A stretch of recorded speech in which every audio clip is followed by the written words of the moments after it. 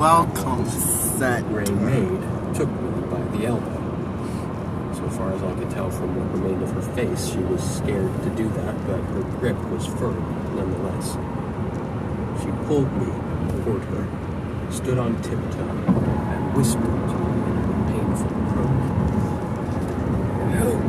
Hurry!" 3. I walked slowly back to Dora's house of shoes, hardly aware of the declining daylight. I was thinking of how Leah, at that point still thinking of her as L-E-I-A, had opened the blemish beside what had been her mouth. How it had bled. How it must have hurt. Doing it because the pureed blood was all she could take in to stay alive. When had she last had an ear of corn, a stalk of celery, or a bowl of Dora's tasty rabbit stew? Had she been mouthless when Radar was a puppy, gambling around a much younger Falada? Was the beauty that existed in spite of what had to be extreme malnourishment a kind of cruel joke? Was she cursed to look well and healthy in spite of what must be constant hunger?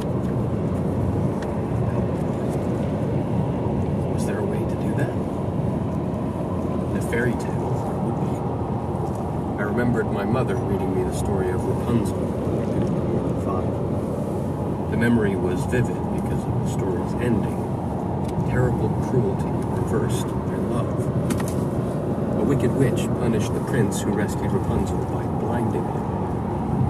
I vividly remembered a picture of the poor guy wandering in the dark forest with his arms outstretched to feel for obstacles. Finally, he was reunited with Rapunzel, and her tears restored his sight. Was there a way I could restore Leah's mouth? Probably not by crying, if that true, but maybe there was something I could do. In a world where riding a big sundial backward could peel away the years, anything might be possible. Besides, show me a healthy teenage boy who doesn't want to be the hero of the story, one who helps the beautiful girl, and I'll show you no one at all. As for the possibility that my father might start drinking again, And then when I go to there was Ranches something somewhere, I can tell my brothers, and I Can't can't take credit for explain. sobering But him he up. went bored on. And if he starts drinking again, you can't take the blame, because he knew that too. I was looking down at my shoes, and deep in these thoughts, when I heard the squeak of wheels. I looked up and saw a small ramshackle cart coming my way, pulled by a horse so old he made Falada look like a picture of health and youth.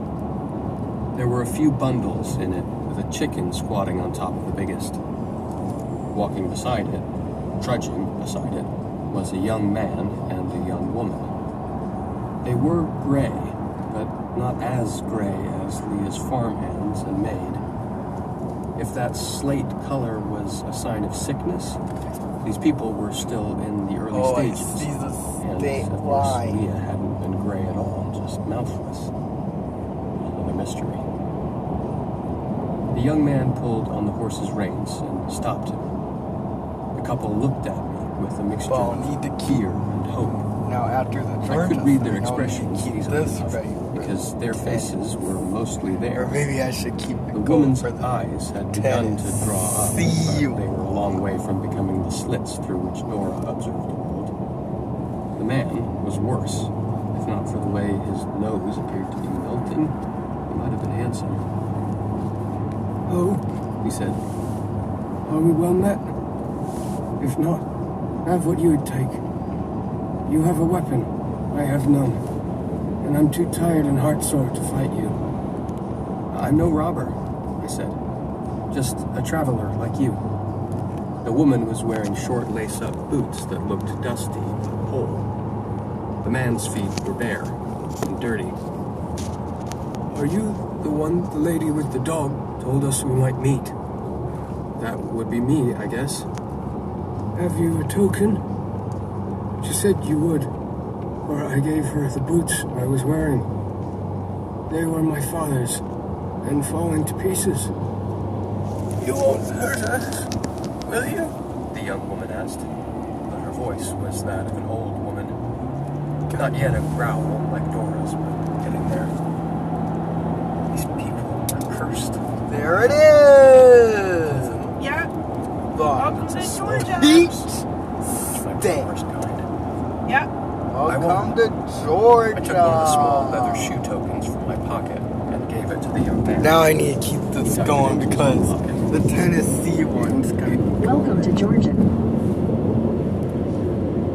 Yeah, now I need to keep it going because the Tennessee The one's woman asked in her growling voice. I answered that question carefully, as befitted a boy whose father worked in the insurance biz. That was the deal as I understood it. We must get on. Her husband, if that's what he was, said. His voice was a little better, but where I came from, nobody would have given him a job as a TV announcer or audiobook reader.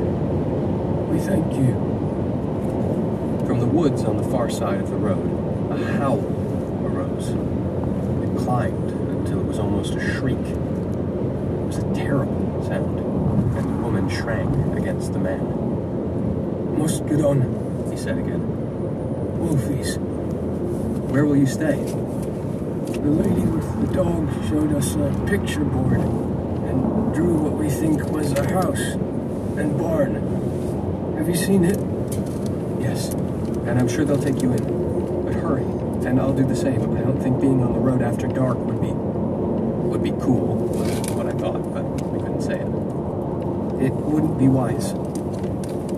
No, because if wolfies came, these two had no house of straw or twigs to hide in, let alone one of bricks. They were strangers in the land. I at least had a friend.